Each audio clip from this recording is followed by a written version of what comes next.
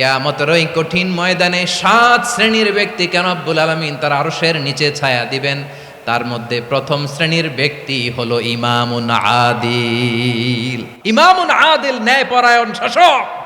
তোমরা কি জানো তোমাদের আগে যত কওম, যত গোত্র, যত জনপদ ধ্বংস হয়েছে তার কারণ ছিল তাদের মধ্যে গরিবরা অন্যায় করলে তারা বিচার করত, আর ধনীরা অন্যায় করলে তারা মাফ করে দিত। খবরদার, একটা সমৃদ্ধ সমাজ যদি বিনির্মাণ করতে চাও, মানবিক সমাজ যদি বিনির্মাণ করতে চাও, আমি তোমাদেরকে সেজন্য প্রথমে আদালতের নির্দেশ দিলাম। ইন্নাল্লাহা ইয়া'মুরু বিল আদল, নিশ্চয় আল্লাহ তাআলা তোমাদেরকে ন্যায় বিচার, সুশাসন এটার আদেশ দেন। সুবহানাল্লাহ।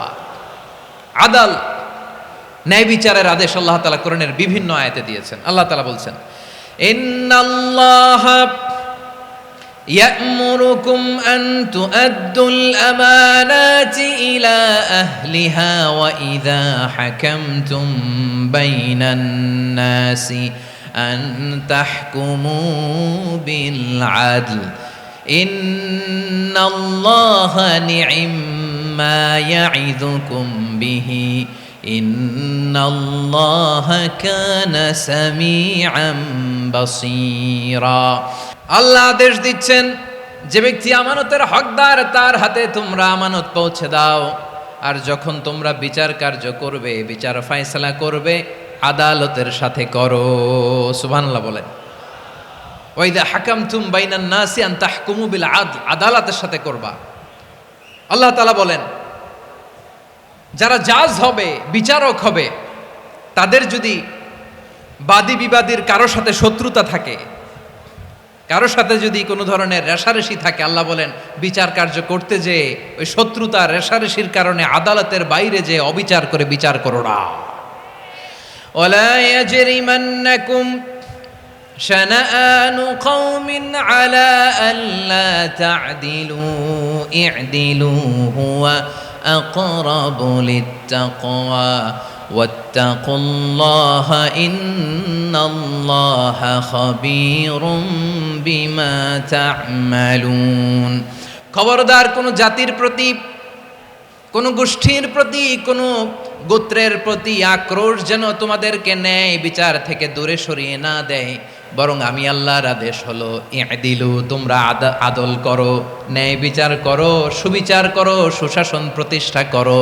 হুয়া আকরাবু লিত্তাকওয়া, এটাই তাকওয়ার সবচেয়ে কাছাকাছি। সুবহানাল্লাহ বলেন। কোরআনের বিভিন্ন আয়াতে আল্লাহ তাআলা স্পেসিফিকলি ধরে ধরে বিচার করার সময় আমরা যেন আদাল করি সেটা বলেছেন। কোরআনের কোন কোন জায়গায় আল্লাহ তাআলা এই আল আদ শব্দটা ব্যবহার করেছেন। আবার একই জিনিস ইনসাফ, সুবিচার, সুশাসন, ন্যায় বিচার, ন্যায়পরায়ণতা বুঝাতে আল্লাহ তাআলা কখনো কখনো আল কিসত শব্দটা ব্যবহার করেছেন। আওয়াজ করে সবাই বলুন আল কিসত। প্রিয় ভাইরা, সবাই আওয়াজ করে আমার সাথে সাথে বলুন আল কিসত। আল্লাহ তাআলা বলেন, ওয়া ইন হাকামতা ফাহকুম বাইনাহুম বিল কিসতি ইন্নাল্লাহা ইউহিব্বুল মুকসিতিন। যখন তুমি বিচার করবে, বিশ্বনবীকে উদ্দেশ্য করে অ্যাড্রেস করে বললেন, নবী হে, ইহুদিরা কোনো বিষয়ে মীমাংসার জন্য যদি আপনার দরবারে আসে, যদি বিচার করতে হয়, খবরদার অবিচার করবেন না। ফয়সালা যেটা করবেন কিসতের সাথে করবেন, ন্যায় পরায়ণতার সাথে করবেন, কারণ ইন্নাল্লাহা ইউহিব্বুল মুকসিতিন, নিশ্চয় আল্লাহ রাব্বুল ইজ্জাত ন্যায় পরায়ণশীলদেরকে বড্ড ভালোবাসেন। সুবহানাল্লাহ বলেন। ন্যায় পরায়ণ লোকদেরকে আল্লাহ তাআলা বড্ড ভালোবাসেন। অন্য আয়াতে আল্লাহ তাআলা বলছেন, وَنَضَعُ الْمَوَازِينَ الْقِسْطَ لِيَوْمِ الْقِيَامَةِ فَلَا تُظْلَمُ نَفْسٌ شَيْئًا। আমি কিয়ামতের দিন ন্যায়পরায়ণতার মানদণ্ড স্থাপন করব, যেটাকে আমরা মিজানের পাল্লা বলি। আল্লাহ বলেন, ন্যায় বিচারের মানদণ্ড কিয়ামতের ময়দানে আমি আল্লাহ স্থাপন করব। সেদিন কারো প্রতি বিন্দু পরিমাণ, এক চুল পরিমাণ অবিচার করা হবে না, কোনো অবিচার করা হবে না। সেদিন সুশাসন হবে, সুবিচার হবে, ন্যায় পরায়ণতার সাথে বিচার হবে। আওয়াজ করে পড়েন আল্লাহু আকবার। তাহলে প্রিয় ভাইরা, যে তিনটি বিষয়ে আল্লাহ তাআলা আমাদেরকে আদেশ দিয়েছেন, তার প্রথমটা হচ্ছে আদালত, ইনসাফ, সুবিচার, ন্যায় বিচার, এটা আমরা চাই কি চাই না? বিশ্বনবী ন্যায় বিচার, ন্যায়পরায়ণতা, সুশাসন প্রতিষ্ঠিত করেন কি করেন নাই? আপনারা বিশ্বনবীর সিরাত যারা পড়েছেন, আপনি দেখবেন বিশ্বনবীর সিরাতের পরতে পরতে, বাঁকে বাঁকে, সিরাতের বাঁকে বাঁকে এই আদালতের নমুনা মেলে। সুবহানাল্লাহ বলেন। ছোট্ট একটা নমুনা রাসূল সাল্লাল্লাহু আলাইহি ওয়াসাল্লামের আসসিরা আল আতরা থেকে ছোট্ট একটা নমুনা আপনাদের খেদমতে এখানে উপস্থাপন করি। বিশ্বনবী সাল্লাল্লাহু আলাইহি ওয়াসাল্লাম মক্কা বিজয় করলেন ৮ম হিজরিতে। মক্কা বিজয় শেষে তিনি কয়েক সপ্তাহ মক্কাতে অবস্থান করলেন। ইন দ্য মিন টাইম মক্কার একটা ভেরি প্রেস্টিজিয়াস এন্ড ডিগনিফাইড ফ্যামিলির নারী চুরিতে ধরা পড়ল। কিসে ধরা পড়ল? সবাই বলেন কিসে? আমাদের সমাজে আসেনি এটা? আছে? ছোট না বড়? হ্যাঁ, হিসাব করে শেষ করা যায় না। ৩.৫ লাখ কোটি টাকা নাই উন্নয়ন প্রকল্পের নামে। উন্নয়ন প্রকল্পের নামে ৩.৫ লাখ কোটি টাকা নাই। ৩.৫ লাখ কোটি টাকা লিখতে পারবেন আপনি? এক টানে লিখতে পারবেন? বুঝতেছেন কত বড় সংখ্যা? হ্যাঁ, বনু মাখজুমিয়া গোত্রের এক নারী মক্কায় চুরিতে ধরা পড়ল। বলেন তো চুরি করলে বিধান কি? কি কাটতে হবে? চুরির বিধান হলো হাত কেটে দাও। তাও সেটা গোপনে নয়, প্রকাশ্যে জনসম্মুখে হাত কেটে দাও। বনু মাখজুমিয়া গোত্রের নারী যখন চুরিতে ধরা পড়ল, সাহাবারা চিন্তায় পড়ে গেলেন। সবেমাত্র মক্কার লোকেরা কালিমা পড়ে মুসলমান হয়েছে, ইসলামের আইন কানুন তেমন জানে না, ইসলামী শরিয়ার সাথে বেশি পরিচিত নয়। এখন যদি বিশ্বনবী চুরির যেই বিধান এটা যদি কায়েম করে হাত যদি কেটে দেয়, না জানি মক্কার লোকেরা আবার বিগড়ে যায়, না জানি মক্কার লোকেরা আবার মুরতাদ হয়ে যায়, না জানি মক্কার লোকেরা ইসলাম থেকে দূরে সরে যায়। চলো চলো, সাহাবীরা মিলে পরামর্শ করলেন, চলো বিশ্বনবীর কাছে যে বলি, ও নবী, শুধু কেবলমাত্র একমাত্র এই নারীর জন্য চুরির হাত কাটার বিধানটা আপনি একটু থামিয়ে দেন। চুরির হাত কাটার যে বিধান এইখানে একটু রহিত করে দেন, বাকিগুলা কইরেন মদিনাতে যে চলবে, কিন্তু মক্কায় এবারের জন্য মাফ করে দেন। কিন্তু কে বলবে? এই যে পরামর্শ, সাজেশন, এটা কে দিবে বিশ্বনবীর কাছে? সাহাবারা চিন্তায় পড়ে গেলেন। আল্লাহর নবীর সামনে দাঁড়িয়ে আল্লাহর দেয়া হুদুদ, আল্লাহর দেয়া বিধান থামিয়ে দেওয়া, মাফ করে দেওয়া, এই কথা বিশ্বনবীর সামনে বলার সাহস তো কেউ রাখে না। কেউ কেউ বলল, বিশ্বনবীর পালক পুত্র যায়েদ বিন হারেসার সন্তান উসামারে বিশ্বনবী নাতির মতো আদর করে, বড্ড বেশি ভালোবাসে উসামারে। এজন্য সাহাবারা উসামাকে বলতো হিব্বু রাসূলিল্লাহ, বিশ্বনবীর ভালোবাসা। কি বলতো?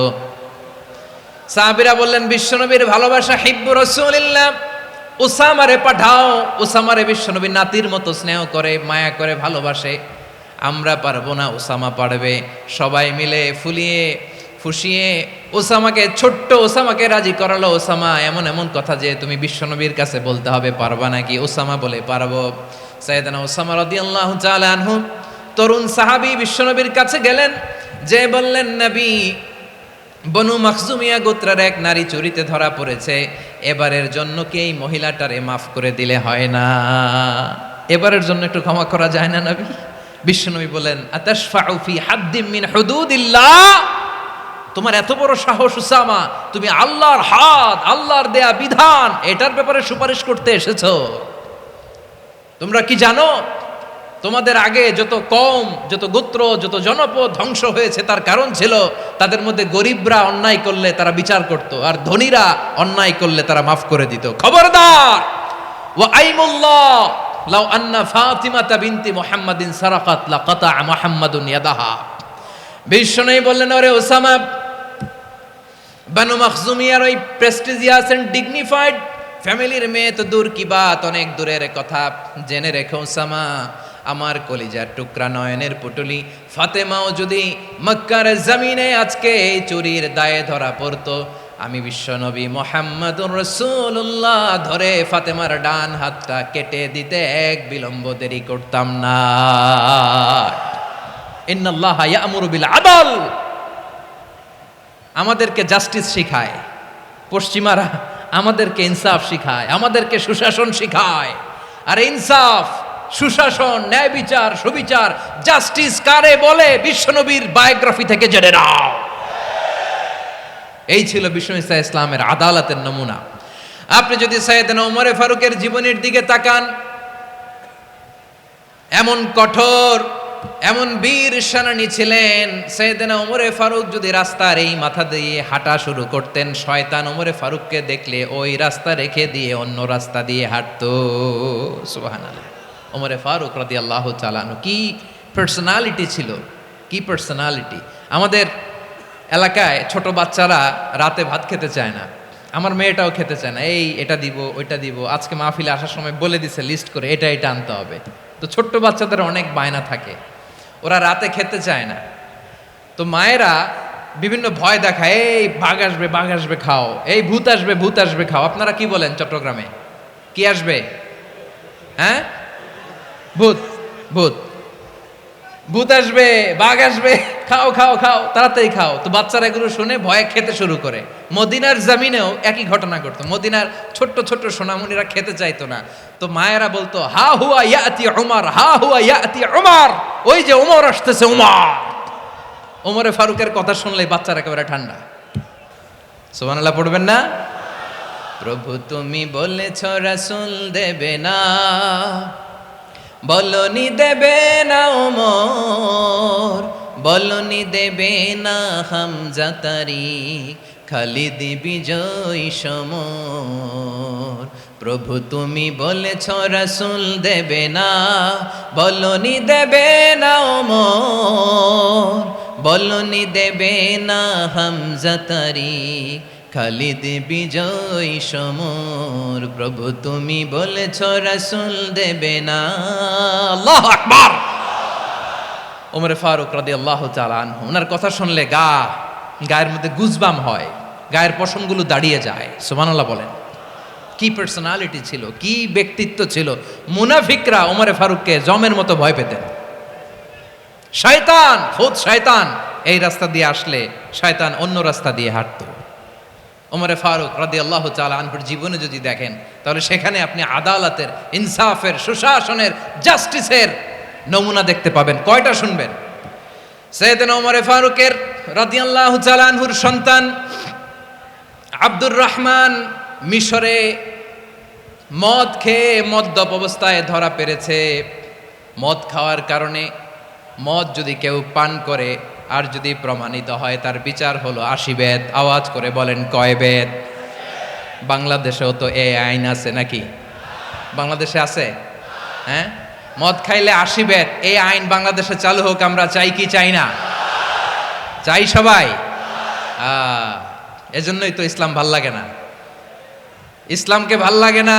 ইসলামকে আউট করে রাখতে পারলেই তো এরকম বড় বড় বোতল খাওয়া যায়। একেবারে সহজ, পানির মতো সহজ, হিসাব একেবারে সহজ। ওমরে ফারুক রাদিয়াল্লাহু তাআলা আনহুর ছেলে ভুল করে মদ পান করে ফেলেছিলেন।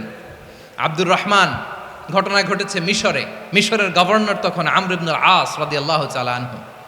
আব্দুর রহমানের ভাই যে গভর্নরকে বলল, গভর্নর যদি একটু দয়া করেন, খলিফার ছেলে আমার ভাই আব্দুর রহমান মদ্যপ অবস্থায় ধরা পড়েছে, জনসম্মুখে যদি আপনি বেত্রাঘাত করেন আমাদের প্রেস্টিজ থাকে না, যদি 80 বেত আপনি মারেন আমার কোনো কথা নাই, কিন্তু ঘরের ভেতরে মারেন। আব্দুর রহমানের ভাইয়ের সুপারিশ শুনে সাইয়েদনা আমর ইবনুল আস রাদিয়াল্লাহু তাআলা আনহু রাজি হয়ে গেলেন।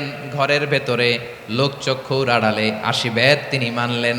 কিন্তু ঘটনাক্রমে এই কথা লুকিয়ে লুকিয়ে ঘরের ভেতরে 80 বেত মারার কথা সাইয়েদনা ওমর ফারুক মদিনা থেকে জানতে পারলেন। মদিনা থেকে তিনি ফরমান জারি করলেন, এই বিচার যেমনটি আমর ইবনুল আস আদায় করেছে, এটা প্রকৃতপক্ষে আদায় হয় নাই। আসো সবাই মদিনায় আসো, আমর ইবনুল আস মদিনায় আসো, আব্দুর রহমানও আসো, সবাই আসো, জনসম্মুখে এই বিচার কার্যকর করতে হবে।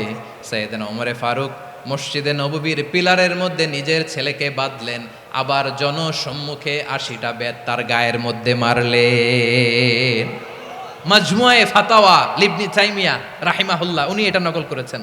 এটা সবচেয়ে বিশুদ্ধ মত। আরো অনেক মত আছে, মারা গেছে কবরের উপর, ওগুলো বাদই দিলাম। কেমন খলিফা ছিলেন, কেমন খলিফা! পশ্চিমারা তোমরা জাস্টিস আমাদেরকে শেখাও। ইনসাফ কারে বলে, সুশাসন, আমাদেরকে তোমরা শিখাও। ওমরে ফারুক রাদিয়াল্লাহু তাআলা আনহু ওই বিচারকে তিনি ধর্তব্য মনে করেন নাই। মদিনাতে এনে আবার জনসম্মুখে আবার 80 বেত মেরেছেন। মিশরে ওমরে ফারুক রাদিয়াল্লাহু তাআলা আনহু আমর ইবনুল আসকে গভর্নর করে পাঠালেন। সেখানে আমর ইবনুল আসের ছেলে একটা প্রতিযোগিতায় রানার আপ হয়েছে। এক মিশরি সেখানে চ্যাম্পিয়ন হয়েছে। রানার আপ বুঝতে পেরেছেন তো? রানার আপ সেকেন্ড হয়েছে, এক মিশরি হয়েছে চ্যাম্পিয়ন প্রথম। কিন্তু গভর্নরের ছেলে ও জিততে পারে নাই। ও রাগে ওই মিশরির গায়ের মধ্যে কয়েকটা লাঠি দিয়ে বাড়ি মেরেছে। মিশরি যে মদিনাতে ওমরে ফারুকের কাছে বিচার দিলেন, আপনার গভর্নরের ছেলে অন্যায়ভাবে আমার গায়ে হাত তুলেছে। সাইয়েদনা ওমরে ফারুক আবার ফরমান জারি করলেন, আসো মদিনাতে আসো। মিশরীকে ডাকলেন। ওই মিশরের গভর্নর আমর ইবনুল আস রাদিয়াল্লাহু তাআলা আনহুকে ডাকলেন, তার ছেলেকেও ডাকলেন। সবাই বসে রইল। আমর ইবনুল আস রাদিয়াল্লাহু তাআলা আনহু মাথা নিচু করে বসে আছেন, লজ্জায় কাচুমাচু। হায় হায়, আজকে আমার ছেলের কারণে আমিরুল মুমিনিন খলিফাতুল মুসলিমিন ওমরে ফারুকের কাছে আমি জনসম্মুখে লজ্জিত হচ্ছি। সাইয়েদনা ওমরে ফারুক বললেন, এই নাও লাঠি। গভর্নরের ছেলে তোমার মাথার মধ্যে যতগুলো বাড়ি মেরেছে, আজকে জনসম্মুখে তুমি অতগুলা বাড়ি মারো। মিশরি বলে, থাক, আপনি যে ডেকে আনছেন সবার সামনে এটা বলছেন, এতেই আমি খুশি। আল্লাহু আকবার। আপনার মহানুভবতা দেখে আমি খুশি, আর অপমানের দরকার নাই। ওমরে ফারুক বলে, না, খবরদার, এই কথা মিশরি তুমি বলো না, মারো, যতগুলা বাড়ি মেরেছে মারো। বাধ্য হয়ে মিশরি আমর ইবনুল আসের সামনে ওনার কলিজার টুকরা সন্তানের মাথার মধ্যে বাড়ি মারতে আরম্ভ করলেন। ঠিক যতগুলা বাড়ি গভর্নরের ছেলে আমর ইবনুল আসের ছেলে মিশরির গায়ে মেরেছিল, মাথায় মেরেছিল, মিশরি গুনে গুনে ততটা মারলেন। এই দৃশ্য দেখে ওমরে ফারুক রেগে মেগে আগুন, রাগের চোটে রাগ সামলাতে না পেরে, আর নিজেকে সামলাতে না পেরে মিশরিরে বললেন, ছেলেরে মারা শেষ হয়ে গেলে এবার বাবার টাক মাথার মধ্যে কয়েকটা বাড়ি মার। রাগের চোটে, আউট অফ অ্যাঙ্গার, রাগের চোটে, যে আমার পাঠানো গভর্নর আমর ইবনুল আস তার ছেলেকে কেন আদব তারবিয়া কেন শিক্ষা দিতে পারে না। ছেলেরে মারা হইলে এবার আমর ইবনুল আসের মাথার মধ্যে দুইটা মারো। এটা রাগে বলেছেন, এটা শাস্তি হিসেবে না। সুবহানাল্লাহ পড়ে। তোমরা আমাদেরকে সুশাসন শিখাও, আমাদেরকে সুশাসন শিখাও। বিশ্বনবী বলেন, আদল এটা যেন তেন বিষয় না, এটা দিয়েই মানবিক সমাজ গড়তে হবে। আল্লাহ তাআলা কিয়ামতের কঠিন ময়দানে, যেদিন স্বামী স্ত্রীকে চিনবে না, স্ত্রী স্বামীকে দেখে পালিয়ে যাবে, বন্ধু বন্ধুরে চিনবে না, পীর সাহেব মুরিদরে চিনবে না, মুরিদ পীর সাহেবরে চিনবে না, দলের কর্মী তার নেতারে চিনবে না, নেতা তার কর্মীরে চিনবে না, বন্ধু বন্ধুরে দেখে পালাবে। এই কঠিন মুহূর্তে সূর্যটা মাথার কাছে চলে আসবে, জমিনটা তামার জমিন হবে। আজকের জমিনের মতো নয়। মানুষ ঘর্মাক্ত, ক্লান্ত, শ্রান্ত মাথার মগজগুলো কানের ছিদ্র আর নাকের ছিদ্র দিয়ে বেয়ে বেয়ে পড়বে। বিশ্বনবী ফরমান, কিয়ামতের ওই কঠিন ময়দানে 7 শ্রেণীর ব্যক্তিকে রব্বুল আলামিন তার আরশের নিচে ছায়া দিবেন। তার মধ্যে প্রথম শ্রেণীর ব্যক্তি হলো ইমামুন আদিল। ইমামুন আদিল, ন্যায়পরায়ণ শাসক, যে ইনসাফের সাথে বিচার করে, যে জাস্টিস সমাজে সার্ভ করে, যে সুশাসন নিশ্চিত করে, ওই ইমামুন আদিল। আদিল শব্দটা বুঝছেন না? ইন্নাল্লাহা ইয়া'মুরু বিল আদল, পাইছেন? আদিল। 7 শ্রেণীর ব্যক্তিকে আল্লাহ তাআলা সুশীতল আরশের নিচে ছায়া দিবেন, যেদিন তার দেয়া ছায়া ছাড়া কোনো ছায়া থাকবে না। এর প্রথম হচ্ছে ইমামুন আদিল, ন্যায়পরায়ণ শাসক। চিল্লায় বলেন সুবহানাল্লাহ। আবার বিশ্বনবী বললেন, ইন্নাল মুকসিতিনা ইনদাল্লাহি আলা মানাবিরা মিন নূর আন ইয়ামিনির রহমান। কিয়ামতের দিন যারা ন্যায়পরায়ণ হিসেবে আল্লাহর সামনে দাঁড়াবে, কিয়ামতের দিন রব্বুল আলামিন তার আরশের ডান দিকে ওই ন্যায়পরায়ণ লোকদের জন্য আরশের ডান দিকে একটা নূরের মিম্বারে তাদেরকে বসার সুযোগ করে দিবে। আল্লাহর আরশের ডান দিকে ন্যায়পরায়ণ লোকদের জন্য আল্লাহ তাআলা নূরের মিম্বার বানাবে। 4টে কেন কথা মনে করেছেন? আল আদাল, জাস্টিস। ইন্নাল্লাহা ইয়া'মুরু বিল আদল। আল্লাহ তাআলা এই আদালতের নির্দেশনা দেয়। সুবিচার, সুশাসন, প্রিয় ভাইয়েরা, এটা আমরা বাংলাদেশে চাই কি চাই না? এই যে অরাজকতা, এই যে অন্যায়, এই যে জুলুম, এই যে ইনকনসিস্টেন্সি, সমাজের অসঙ্গতির প্রধান কারণ জাস্টিস নাই, সুবিচার নাই, সুশাসন নাই। শেষবারের মতো আওয়াজ করে বলেন তো, আমরা বাংলাদেশে আদল চাই কি চাই না?